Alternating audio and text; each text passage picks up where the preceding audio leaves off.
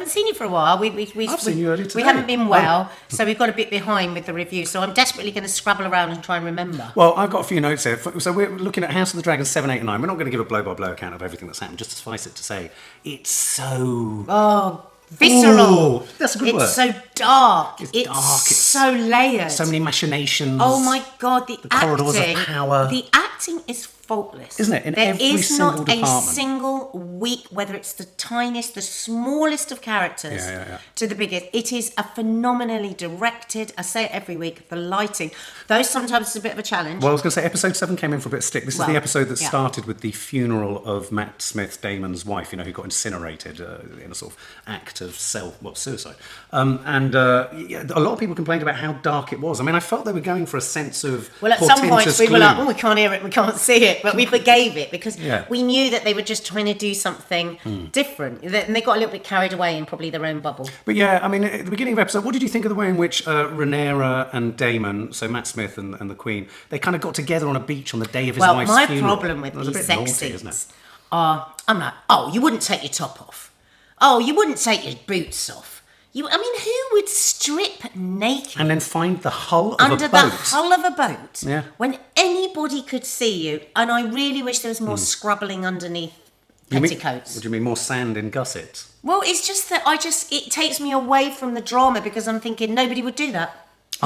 You wouldn't luxuriously take, and it would be cold. There'd be a nip in the air. Well, there'll be nipples in the air for sure. I also thought that you get caught. I mean, they're clearly what I having mean. sex on the sand dunes of Camber Sands. I mean, and when you've got the king's really And then it was impish very little boys running confusing around. because you had that boy running Yes. around. He kept thinking he was seeing Aegon- them, was but he it was Aegon? looking for his bloody dragon. I'm going to have to confess from the outset. Egon is the eldest son that's going to become king. Yeah, so who was the one that was running, I scrabbling don't around? know his name. He's Wait, the I think it's dragon hunter. Aemon? Is it Aemon? Aemon Holmes? Anyway, but can I just say that I thought they were going to match up that moment where the boy was running around the sand and them having sex under the hull of a boat, but they didn't. But I thought it was a wonderfully... I know you're not big on dragons and fantasy, but... No, but I love the dragons in this. I thought the dragon scene in episode 7, I don't know what you thought, guys, was sensationally done. I got a real Actually, sense... hang on a minute. When the boy... Where does this narrative come from that I don't like dragons? I love dragons. It was a night back in, I think, 2008. I do actually like dragons. Do you like fantasy? Well, Do you like hobbits? rooted in reality. I don't like fantasy if it becomes too fantastical. Well, dragons aren't real. No, but because we're rooted in such truth with the story, you. I can take the dragons. Well, and they don't hang around for too long. They Well, come in, they do their business, they're very dramatic, they're very fiery, and then they fuck off. But also what I like about them is they're very sort of, it's a weird thing I'm about to say, they're very ordinary. You see them in their beauty, and also you can imagine that they stink, they stench, that they're a little bit troublesome. They don't hang about. Yeah, so when the They king's get son... the job done and then they bug off. So I really liked the, I'm going to use a really long word now, the verisimilitude of... Were you up all night with that one? No, of the scene between the boy and the dragon, because it was believable. It was so Can believable. you please give me another word that I would understand what that means? There was an authenticity to the way in which he grappled with the dragon, got Say on the board word of it. again? Which one? The other one. Authenticity. No, the other. Verisimilitude. It's a beautiful word. Verisimilitude. Verisimilitude. Hang on, do you have to go like this? Verisimilitude. Well, It's a no, good word. but if you don't, you tend to vomit. Never when you're heard trying it to use it. So he got on the dragon, and I liked all of that kind of stuff. But one of the things that I think you're liking about this, and I think what you've just kind of gone to the heart of, is why I think House of the Dragon and Game of Thrones has succeeded in perhaps in a way, or appeals to a broader audience. never seen a single episode than of Game of Thrones. than Lord of the Rings and stuff like that, is because all of this is seated within human politics. Yeah, You haven't got human strange politics creatures. and human relationships is what I'm interested in. So the dragon is just is a dramatic An tool adornment. almost An within adornment. the story. But I Okay. believe in all the characters. I believe in their struggles Yeah. and their Yeah. fears and passions, and it's just so juicy. So probably the mainstay of episode 7 for us, just to sink our teeth into, was the fight, the toddler fight, as I call it, where the king's son, essentially, at the hands of Rhaenyra's, one of Rhaenyra's sons, loses an eye. But Wasn't he that a was his great own scene? fault. He was- I didn't realise he was a nasty little fucker. I What a just thought it was little the bastard. older one, the rapist. Yeah, How vile is he? yeah. Oh, and how much viler is he going to get? We saw I the- almost can't bear it. I mean, I almost can't bear now. Well, we'll talk about that in But the episode 9, coldness with which he just took the cut, and he says at one point, he says the trade-off of an eye for a dragon is a fair trade-off. He's a sociopath. Here's a question. Socio-psychopath. Here's a question. How come both he and his brothers are narcissistic sociopaths when their mum and dad are lovely? That's a very good... Well, the Queen isn't that lovely. We saw the Well, truth. no, She she's wanted a totally lovely person. She's been squished into a corner. She had to have sex over and over again with a man that was falling to pieces. But Let's face it, literally falling to pieces. Well, we're going to see exactly how much falls off. Yeah, but she eye for an eye. That was hard. No, but she's a good woman. Is she? Pushed to the edge. Is she? She's been, yes. Yeah, okay. That's what's so fascinating about a character. You've forgotten, I said episodes and episodes ago, God, she's going to turn evil. We're going to see it because of what she's been put through.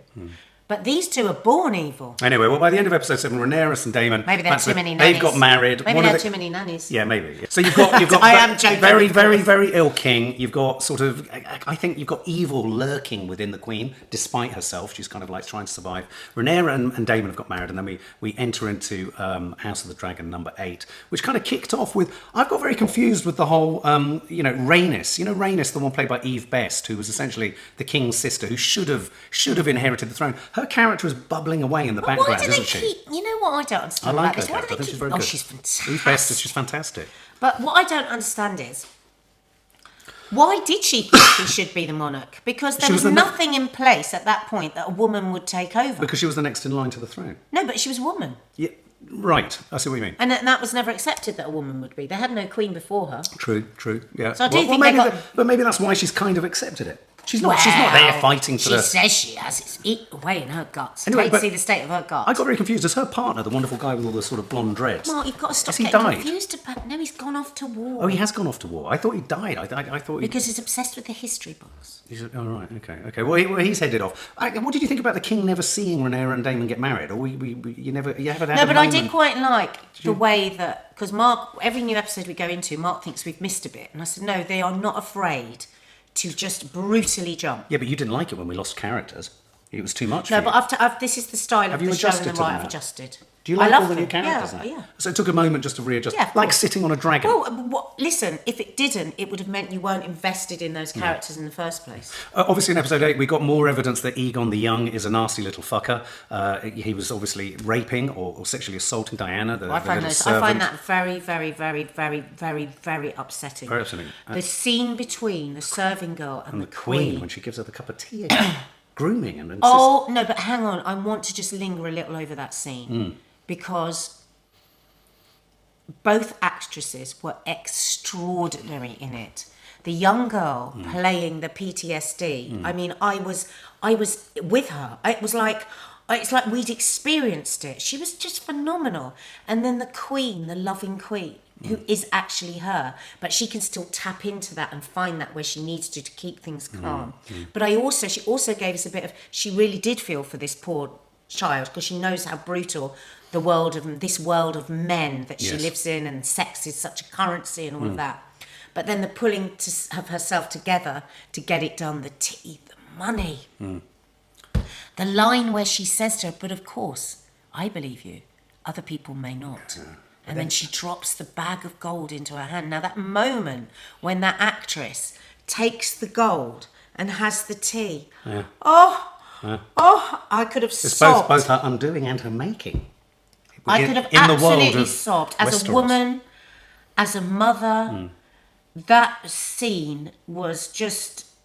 Oh my God! It was almost more than I could bear to watch it, but also the viewer in me was like, these two are extraordinary. Extraordinary, absolutely. I mean, one of the things I've really found a guilty pleasure and I've really loved and indulged, and I've got a little bit concerned as we're clearly heading towards Paddy Considine's king's death, has been his relationship with his daughter Rhaenyra, and his loyalty to her, and his sort of protection of her, and his refusal to see the truth around who the father of her children are and her behaviour, and all of that kind of stuff. His blind loyalty. But at the same time, also really, I don't care that it's blind. It's a loyalty to his daughter, and it's breaking with tradition, and it's going against the tradition of the man should be the next in line. How much of it is his ego as well? Well, how much of it is his ego? But we had a really emotional, I had a really goosebumpy moment, like that scene for you was really important, and was when the king insisted on wanting to go to the meal, to the banquet, and he made himself turn up. And then we had that incredibly wonderful detail where I like the fact that Matt Smith's character has taken a back seat for a little bit. He's sort of on the margins. We saw him in pain for his brother. And he stepped forward and helped his brother. And that gave me something so important to Matt Smith's character.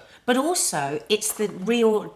but also, the conversations that Mark and I are having out of these scenes that play into our own lives, I think is so brilliant. You know, we were talking, like off the back of that, we were talking about the sadness of when people die and few people come together for a funeral, and those people that have lost. I mean, if you think recently with Meghan Markle and Harry and how sad that is, that people wait until that person's dead, and just the way that he wanted that, he demanded did you think that, it was with his beautiful? face fallen One off, eye and out. that hole in The his head. leprosy hot, but I thought the way they directed that scene, what I love is Jesus, they don't it was overfill it with so dialogue. The amount of shots of him looking with one eye at what he wanted to see before he died. Empty hole of his eye. No, but you know, and how I want you to see me as I am. Yeah, but also he was looking at each section of his family. His family were delivering him the memory, in a sense. They wanted him to go to his grave remembering. And so as he looked around the room, he saw what he thought he wanted to see. And that kind of, in a sense, allowed him to kind of capitulate. What about that scene when we see the eye missing? Oh. And then later on his deathbed when we see the hole. Yeah, right through to the back of his head.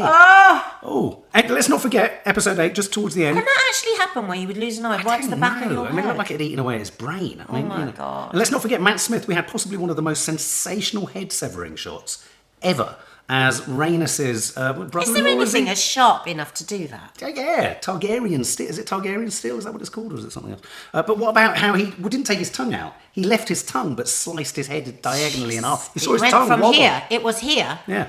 And a tongue. He going under the tongue. Yeah, you saw the tongue just wibble-wobbled. And so, of course, the end of this episode was the most confusing moment in the history of Game of Thrones, where the king, thinking he's talking... It's called the House of Dragon. Yeah, but I'm talking about the Game of Thrones franchise. Oh. Where the king thinks, or does he thinks he's talking to Rhaenyra, but he's talking to the I didn't know queen. this. Mark had to go and look it up. I had to look it Google up. And when he talks about Egon and he's seen the prophecy and all this malarkey, this all refers back to earlier in the series where there's the prophecy of a man returning. He says the prophecy is true, but he's talking about Egon. He's talking about ancient Egon, Egon of old. He's talking about the oldest Egon when he says We didn't Egon know that. is right. We didn't know the that. poor queen. So the she queen's didn't want that. No. She was like, oh, fucking hell, we've all just made up. Now I've got And no to one's fight going to for my believe her, is rapist she? son. Exactly. Who's going to believe her? Who's going to believe her? Well, that doesn't matter. So at the end of that episode, we had this wonderful moment, classic moment, where on a deathbed, it's all been kicked up in the air. And who's back at the centre of the fucking fray in episode 9? Otto Hightower. Is that his name? Otto Hightower? What do you think of Rhys Ifans in this? I think he's sensational. He's very still. So still. He's brilliant. he brews. He bristles. No, he doesn't No, he bristle, doesn't bristle, because that would you're be right. too Yeah, you're external. right, He it's brews. Bruises. B-R-E-W. Oh, like a tea. He's brewing. Percolating. Percolating. Yeah, no, you're absolutely right. But he's like a little coffee on a hob in the back of shot, just going... Well, you're moving your shoulders. Yeah, I am. No, I am. But You just didn't want to allow me the I analogy. love the analogy. I'm running with your No, analogy. you're not. I'm You're wanting to you run and embellish put it under your arm and try and snick in it. I've turned it into something else. You've put him on a percolator now. All right. Well, it was a very austere beginning to episode 9. Empty shots, empty interiors. The sons of the king running around the empty estate. They can't find Egon. No, that first shot of that young boy walking through the palace, was the castle. Divine, Wasn't it? Because it just set you on edge. Again, brilliant filmmaking, wasn't it? And we were like, oh, imagine having to walk down the stairs, and he's just this little boy, isn't it's he? not And cosy. Turn the radiators He crosses on. the courtyard, and Yeah. the candles are going. It's it's just set. epic. It was. You know what I love about this Epic. series? Of course, I love millions of things, but it's theatre. Yes. And I'm craving theatre. Yes. And it's done so completely. And it's done. Theatre is my real first love. When there's great theatre, there's nothing like it. But it's so rare you can't get it. But this gives me No, you're theatre, absolutely movie. right. It gives me everything. And we lost. Novel. I was going to say noble. We lost. Obviously, we go to the court. The Queen is holding the kind of court in the King's court because, of course, the King has died. It clearly unravels that now fucking Egon the Young is going to oust Rhaenyra. Now, curiously, in episode 9, we had no evidence of Rhaenyra. Rhaenyra has no knowledge of what's going on. She doesn't even necessarily know that the King's dead. Though I don't believe she wouldn't know this. We have no sense in episode 9 of Rhaenyra and Daemon. The reason I want to mention that is I didn't entirely believe that or think that worked as a narrative device. I think we needed... I don't believe they wouldn't have known by crow, carrier pigeon, spy, or somehow that the father would have died. So I felt that was a little bit unbelievable. But we lost Bill Patterson, that great Scottish actor. But what a murder! What a murder! Shall we demonstrate? Fucking hell! So we just got his head. That guard of theirs, That knight has lost it's the his biggest... shit. He lost his shit ages ago. He was always a sociopath. Lost his shit. Anyway, he just slammed his head down. What was that gold ball? It was like a gold orb. And it didn't indented into his head and his brain. So there's spilled trouble out. at Mill with the lieutenant who walked out. I'm Yeah, surprised wow. they allowed him to walk out. I'm amazed they didn't Why chop did him in they half. allow him to walk out? Yeah, who? The King's Guard. The Yeah. King's Guard. He refused because they were asking him to kill Rhaenyra. And it's being No, inferred. but they killed everyone else that's refused. So Yeah. why didn't they kill the lieutenant? Didn't work for me, that part of the story. Didn't believe it. Well, maybe he's going to get got. They don't do No. it there and then, do they? They do. You're Do not they? leaving the room. A private conversation where you've talked about the King's the death. Queen is not going to sanction it. You could argue it was accidental. You know, his no, emotions no. got the better of the guy who slammed Bill Patterson's No, head I'm into talking the about the table. lieutenant who No, I refused. agree. Yeah, but I think the Queen couldn't sanction her father's guard being killed in front of her there and then. Do you think? Anything could happen. I didn't believe it. Anyway, Rhys What's I Evans gonna takes say? full effect. He's forcing houses to sort of pledge fealty and loyalty to the house of. He's wanting everyone to come into line. People are being hung. People are being castigated from the lands. But it was really sinister, the scene where Rhys Evans was on the Iron Throne and he was asking all of these various representatives of various houses and families, "Are you with us or are you against us?" You're like, if you're not with us, you're going to go out and be hung. Just say you're with us. Fucking hell. And then work backwards from there. Exactly. But of course, we then went on a scene which I know you loved, which was where they went hunting for Aegon the Young. Well, where is the heir? Right. Where is the heir? Okay, we need 1 minute on the flea pit, which The flea has pit? given me The nightmares. children since. fighting. They sharpen their teeth You and got their that nails. detail. I was going to share that detail with you again. No, that's been my horror. Has it? Yeah. It's so awful. Sounds like you when you Said were they young. have to fight and God knows what else. Well, we all know what that is. And this is Aegon's haunt. This is The his future hobby. king. This is his hobby. This is his hobby. He doesn't go to the whorehouses anymore. No. He goes to the flea pit. Children fighting. This is Child so baiting. dark. So dark. I would like to read the book of this, actually. But he doesn't want to be king. To be in his family. But, of course, we all knew what's going to be fucking terrifying is when he feels the power of the people. What is a narcissistic sociopath going to do apart from love it? And I thought he played that He did so play it very well. brilliant. Played it very well. Just the awakening. Very slow awakening. Yeah. To the power. He'd always been dismissed. He'd always been pushed aside. You know, his grandfather gave him a slap. Everyone gives him a slap. Everyone tells him off. And I thought he played that so brilliant. And when the dragon arrived... Well, hang on a minute. A lot of people are a bit upset about Junks. this. Right, no, you're right. Yeah, so I mean, let's just fast track. This is all about the anointing of Aegon the King. You know, Otto Hightower's, Rhys Evans' dastardly plan has worked. His grandson's going to be the king of the land. And Aegon, who doesn't want to be king because he's busy watching children eat each other's faces off in bear pits, he doesn't want to be king, but now he does because, of course, there's the excitement. You've got his curious brother with one eye wandering around in this dispassionate manner. Have you ever seen a jaw like his? He has got an extra... Oh! Hang on. What? We can't miss out Iago and his. No, and his hang foot on. fetish. The because foot this is fetish. before I the know. dragon. So limping Lord Iago type, who I think has more power than. Well, this was what's How's so he got the brilliant. power? Her heart just dropped when she heard him limping in because she's got herself up to Who's he her neck. working for? Well, Her father. she did think he was working for her, but now she's working for him because he knows all her secrets. When he came in and he said, "Your father knows everything. There are whispers around." He's got spies everywhere. But I don't even so feel that he's evil. not. He's not working for. He's working for Rhys himself. Evans. He's working for himself. Oh, yeah, absolutely, he's working for himself. But what about the moment where she undresses her feet? I knew it was going to happen because you were like, "What's going on here?" I thought, "Oh my I God, couldn't he's going to believe masturbate." What did you think of that, Nat? I just thought, well, you know what I thought? What? You know what I What thought? did you Do you want to know the honest thing I thought? I thought at least she can turn her back from him and look away. True. But It's quite sensational. it was a great lesson in sexual assault because very true. still fucking hideous. Her skin was crawling. She was broken as a woman as he was doing it. You don't have to touch someone, you know. So it was like, it was, oh God. How has he it's got such a that female power? show. It's such How a has he got that power? Because she got in bed, with not him, literally, metaphorically. with a very evil person. Be careful who you mix with. But what's going to happen when her dad discovers that there's this man masturbating over her He feet? knows. He knows everything. Do you think Do he you doesn't think know he's masturbating? He knows that. Oh, the It's not actor, over is it every- Matthew Goodman, the actor who plays the limping Iago? And it's obviously because he Oh, hasn't got a foot. That's why. Because she looks at his foot leaping, because the camera goes to his boot. Oh, it's so medieval. I know. It's so medieval. Oh. Anyway, and at the end of this, there's a huge ceremony. Everyone goes rushing off to the place to kind of see the king get anointed.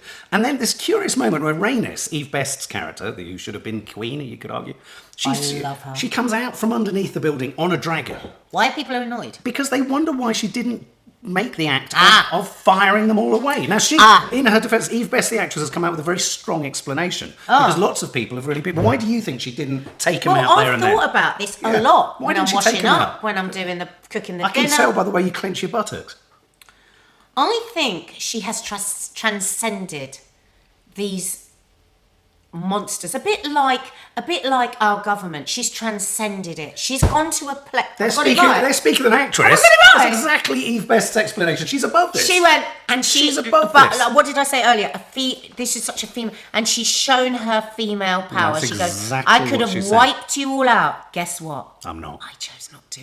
And so she had true power. She showed what sort of queen she could have been, and she knows they're all gonna fucking regret it because he is the nastiest fucker the country has ever seen. And don't you think We it's can apply it to remarkable? our politics today, couldn't we? George R. How do you use your power? George R. Martin, the author of all of the Game of Thrones franchises and everything, has been very hands-on with the series. And I have to say, I have to doff my cap to him for the gender politics he's infused this fantastic. with. We love you. Whilst also, it's very hard to do, whilst maintaining a misogynistic culture and world and behaviours against He's women. shone a He's spotlight on it, and what's done as very depressing clever, as very fuck is subtle. it's no really fucking different now. No. Except we haven't got any dragons that we can say to...